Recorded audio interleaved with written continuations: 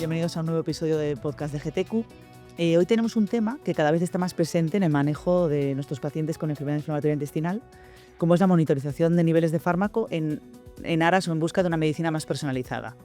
En este episodio trataremos de profundizar sobre su uso y las implicaciones que su empleo conlleva.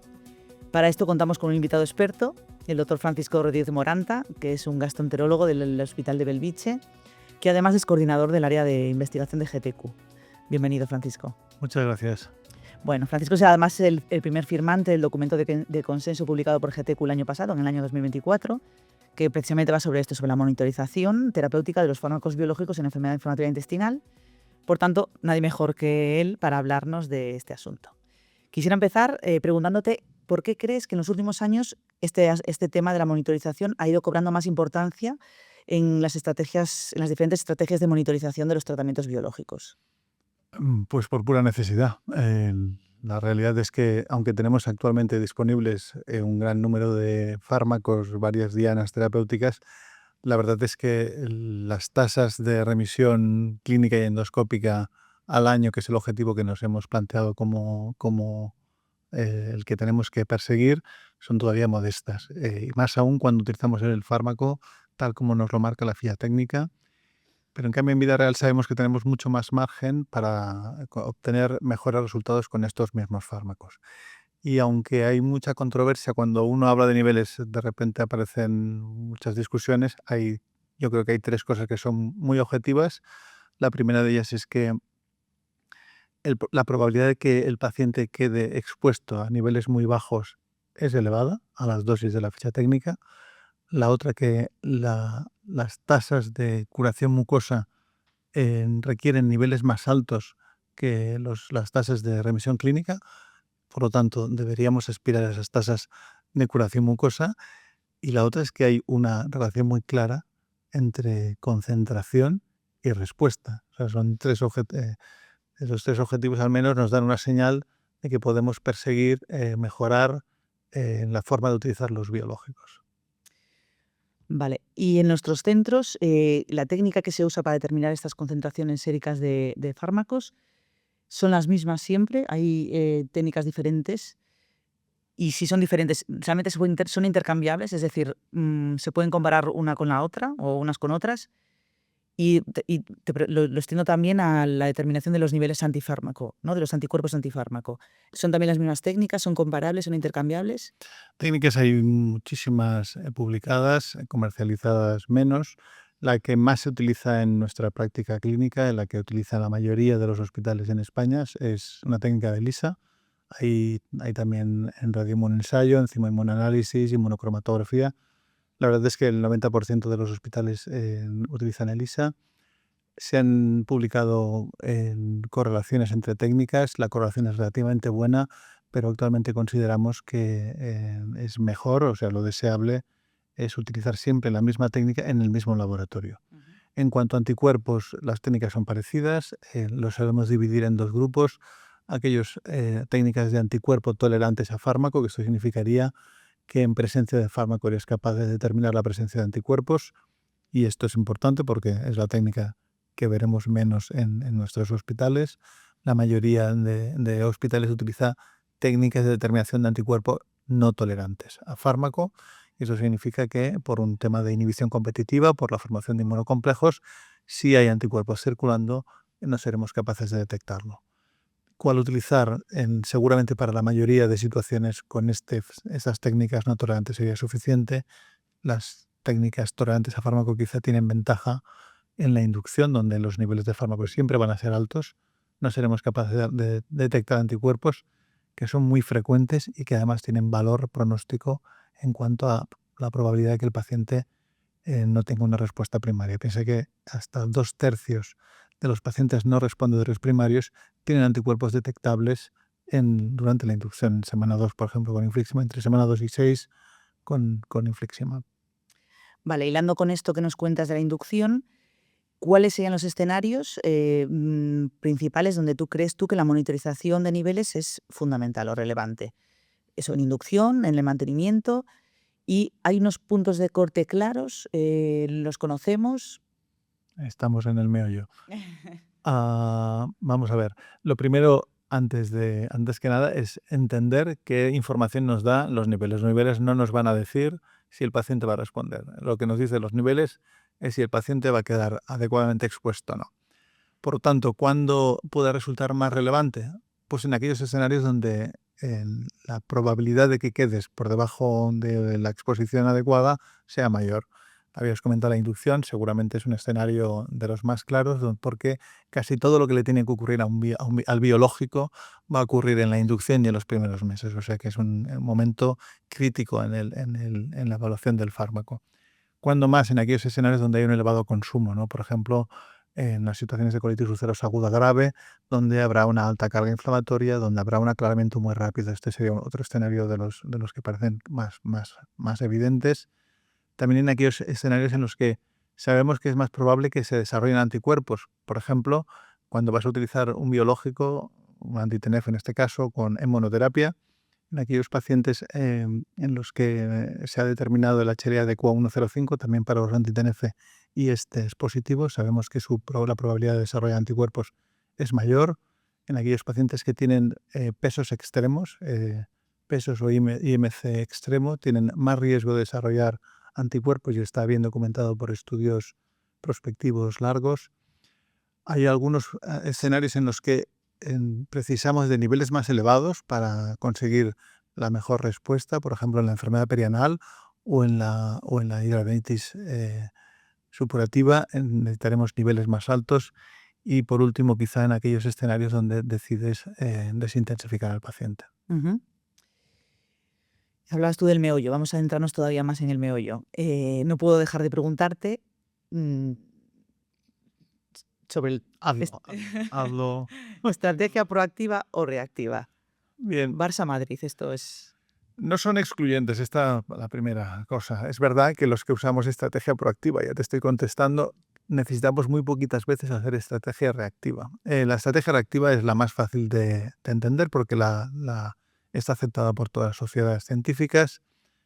Sería el escenario en el que un paciente pierde respuesta, el determinar la farmacocinética de ese fármaco, determinar la concentración del fármaco, nos permite entender el mecanismo de fallo y nos va a permitir acertar a la primera en cuanto a la decisión terapéutica a seguir, ¿no? El paciente sabremos si el problema es por un fallo farmacocinético con o sin anticuerpos o si es un fallo farmacodinámico. Esta estrategia es mejor que no utilizarla, no utilizar niveles, y es más eficaz y más barata. O sea que digamos que es fácil. Luego en la práctica tiene problemas. Porque, por un lado, has esperado a que el paciente falle y te queda la duda de si podías haber hecho algo antes. Este es el primer problema que le veo. Y el segundo, que es más práctico, el que usa estrategia reactiva normalmente pide muy pocos niveles.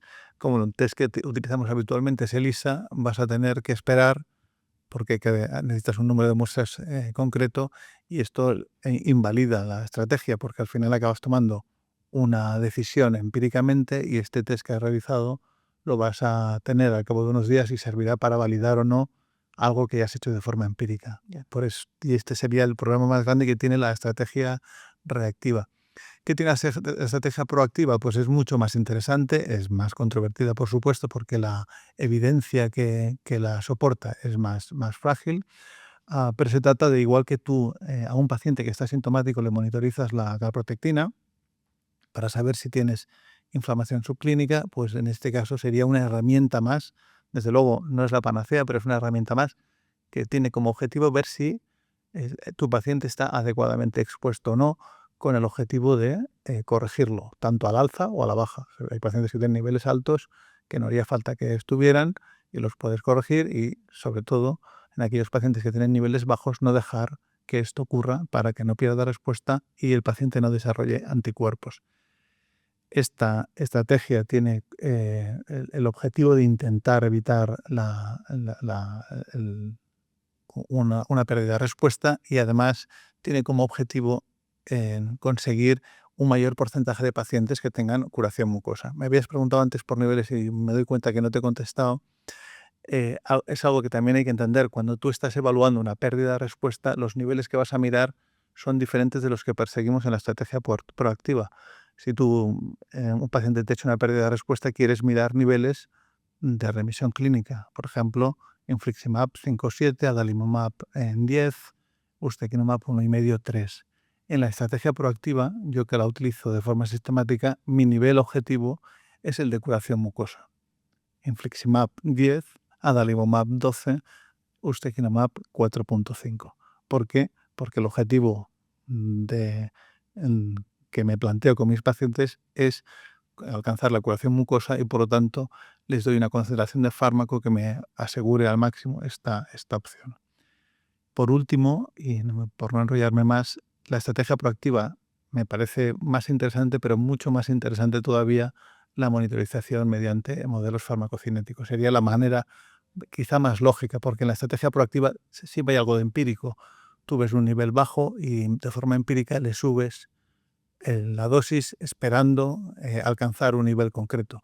Lo que te aporta además el modelo farmacocinético es que conociendo cuál es la absorción, la distribución y la eliminación del biológico, conociendo qué variables van a influir en el aclaramiento del fármaco, la calprotectina, la PCR, los niveles de albúmina, el peso, etcétera, podemos predecir qué dosis de fármaco hay que darle y en qué intervalo, incluso antes de tener niveles, porque usamos modelos de farmacocinética poblacional.